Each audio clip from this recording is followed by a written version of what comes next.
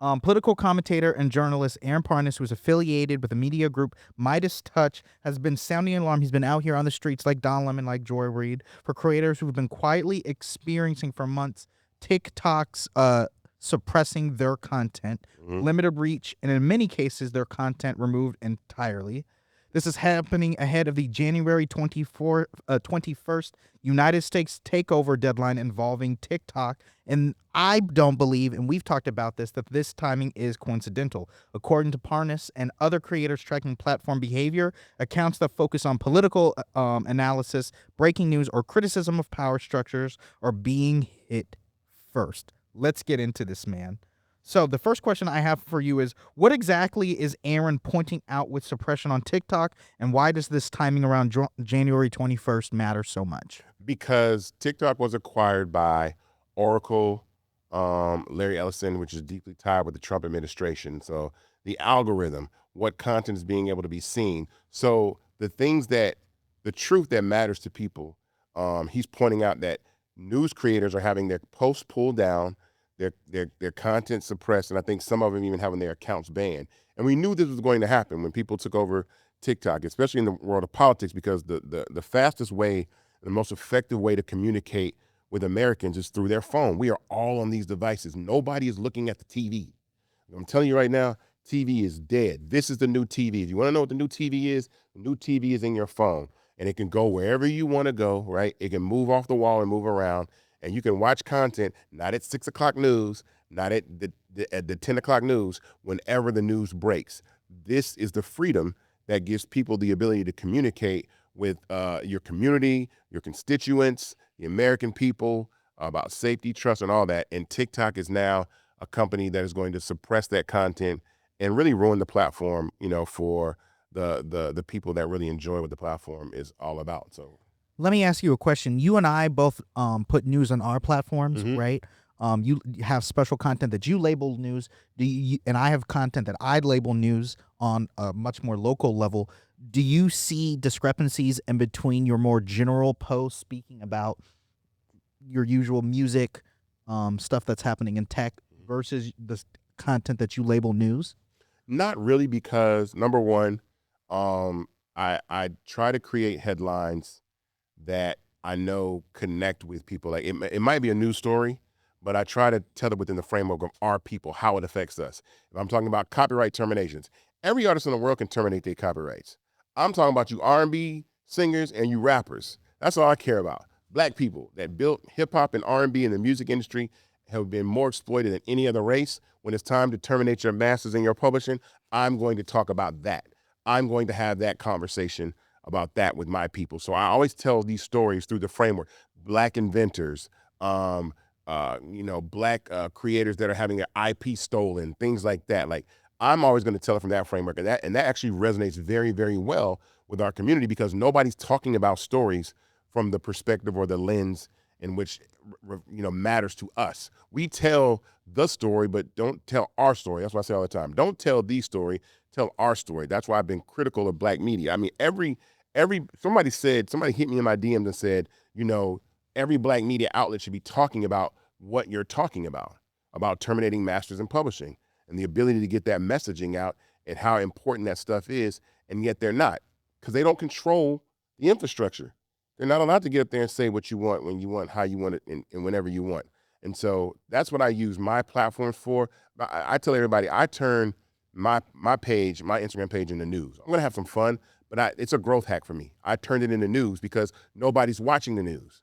So that's why my content gets millions and millions of views now, because no one's watching the news anymore. So they're like, I know I can go to Isaac's page and see that. I told you when I met Pastor Jakes in December, that's the first thing he said to me. He goes, every day I open up my phone, I see your face.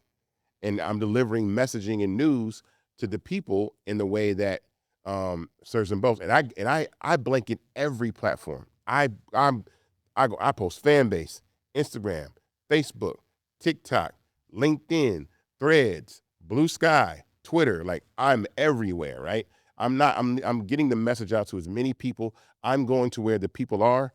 When it comes to getting the messaging out about our community, I'm not shy about using other platforms, especially to disseminate that message. But for us, And with the censorship and the things that are going on, that's why fan base is going to matter more than ever, because you're going to start to see this year the platforms, your content is going to get crushed, because they're going to be doing it on purpose. Let me ask you a question. Why do you think political creators are being suppressed before lifestyle, entertainment, any other type of creator? Because the news is the truth. It's not pop culture. It's what's going on in your life. Are we going to war? Is ICE killing people? Is the administration racist? Are they trying to steal oil from Venezuela? Like, all the things that they're doing, they don't want you to know that they're doing, or they want to frame them in a way or shape them in a way that looks like it's patriotic, American, and the right thing to do, when it's all a bunch of bullshit, and that's really not what's going on. So that's why they're being attacked, because they're telling the truth. That's why social media matters so much, because it's a way to disseminate information in real time. It's kind of interesting that, I'll say this, kind of interesting that Twitter was the beginning. Twitter should have been Twitter was the spark that should let everybody know that this is how news is going to be disseminated. That's when I had the aha moment with Twitter. When Michael Jackson passed in 2009, that's when the light bulb went off in my head, that I will be able to Twitter will be a place where I can go see the news before the news gets to the news station. Citizen journalism. Yes, exactly. And so but it was the only platform to do that. As video gets added to social media, now it turns everybody into a television network with the ability to disseminate that information, not just through links and through text, but now going live or sharing video. And that's going to absolutely matter. Now, you're going to sprinkle entertainment content in on top of that, and fun and sports and all those things. But that is the reason why, the infrastructure of social media and news is so important. So the news guys are going to get attacked, just because they're telling the truth. So when it comes to journalists who have, like a Don Lemon or Joy Reid, who have been on major platforms like CNN and MSNBC, right? When they're told to move to other platforms, with the exception of Fanbase, because it's owned by the people, do you believe that is a real solution, or is it is censorship likely to happen on other platforms, LinkedIn, Facebook, which isn't necessarily 100% in the Donald Trump pocket yet? What's your take? I mean, that remains to be seen. But again, if that does start to happen, as soon as you leave the platform, they will abandon all that bullshit. So let's say, like, because YouTube is a fairly impartial platform. There are some things that go on that, like black creators are over penalized or blocked or banned, but it's pretty fair by just getting that message and information out, and they haven't really been corrupted. So Google is a very, important institution in getting that out. Microsoft, Google, and then Apple. And Apple has been pretty fair about allowing apps to maintain and publish those content. It comes down to that. That's really where the game lies, is where the content is disseminated from these large platforms. That's what matters. The apps, those can all be acquired. A new app can come along and rise. There will be new apps that rise. Fan base is on the rise. Twitter might go away or whatever. But the infrastructure level of Google and Apple, that's where you really have to keep your eyes on. If those institutions get corrupted, then yes, we have a major problem, because then it's over. It's like, that's the problem. That's the problem, that we build these big, massive corporations that have control of whether or not they will even allow your app to exist, right? So that's another thing, not considering users, but even your app to exist. But again, if that happens, the people have to abandon those platforms like a sinking ship, and they will abandon all that stuff and bring all impartiality back as soon as that happens. What responsibility do platforms have to be transparent when they reduce, reach, or remove content, especially news content? And what does that look like for the future of Fanbase? We've talked a bit about it, but let the people know what the future for news content looks like on Fanbase. Well, we talked about that. Tamisha's going to be, working with us this year. Tamisha, who's been on here a number amount of times, is going to be working with us about getting news out, because I think there needs to be a place where there's dedicated news. There's so much that's happening in the world in real time at all times. You need to just be able to turn on a channel on social and see the news. And especially with algorithms, the news that matters to you are the most relevant news, because everything isn't important to me. There are things that happen in Atlanta, or there's things that happen in Georgia, or there are places that are relevant to my community. If I can deliver that information in real time to people and not have to wait for the 12 o'clock news, the 6 o'clock news, or the 10 o'clock news, or 11 o'clock news to come on, and we do that. And so that's why Fanbase is important, because it serves as a path to disseminate content in real time, especially that reaches people of color and Black people, and then through the many formats that we have. Because again, you got audio, you got live, you got stories, you got photo, you got video, short form, long form. So it's also the way that people like to consume content. And then there's a community environment that allows you to share that content and send that content to friends. And that's how the dissemination dissemination of content really matters. And so that's important for us. So, if you're watching this podcast right now, that means you're looking to be entertained or a prospective investor. And just for the people to know, news outreach is a multi-million-dollar, billion-dollar industry. Absolutely. So my next question to you is, what should creators, particularly political creators, be doing right now to make sure that their voice is protected? Well, I posted the amazing piece of content that you shared about migrating your content. Content migration, that is key because it allows you to pack up all your content and bring it over to fan base. So take it from TikTok, bring it to fan base. Take it from Instagram and bring it over to fan base. And you're putting your content into a platform and environment where we're not censoring people. That's what I talk about. I don't want to silence voices. I want everybody to be heard. I want discourse to happen. I want a conversation to happen. We can agree and disagree, but we don't need to suppress the actual voices that matter, right? Or even the dialogue, period, from people that just don't have a voice. We need people to be able to have these conversations because most people are just living day to day, dog. They're trying to make money. They're trying to feed their kids. They're trying to stay out of debt. And a lot of times they ain't got time to watch the news because they're buried in their own problems. And so I'm going to miss 90% of the things that happen if I have to look at a TV screen at a particular time.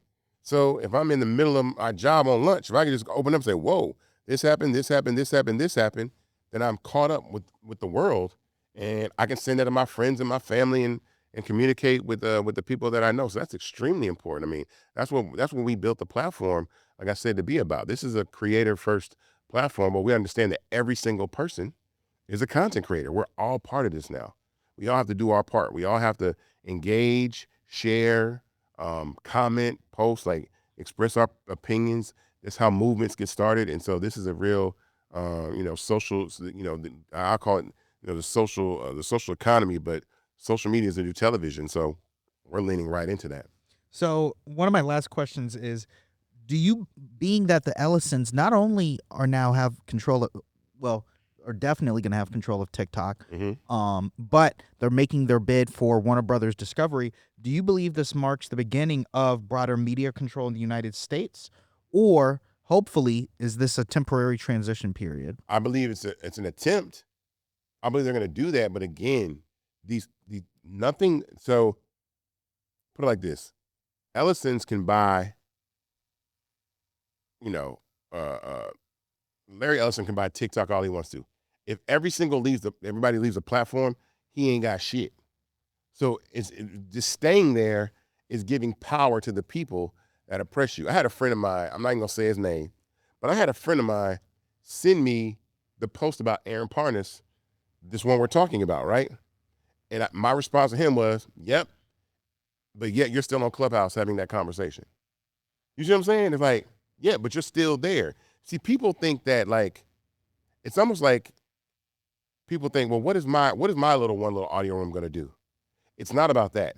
It's the hundreds and thousands of audio rooms that are happening on platforms or the hundreds and thousands of posts that other people are posting collectively that keep the platform alive. You're creating all this engagement. You're creating all this data for them to use to retarget and all this kind of stuff. So collectively, when we take our hands off the wheel and walk away from these platforms, they're literally worth nothing. That's why the transfer of wealth is so powerful, because that's why I've been telling people to invest. It's like, if you can leave one platform and go to another platform, and by going to that platform, you own it, because all I hear now is people, well, we need apps owned by the people. Who did that first?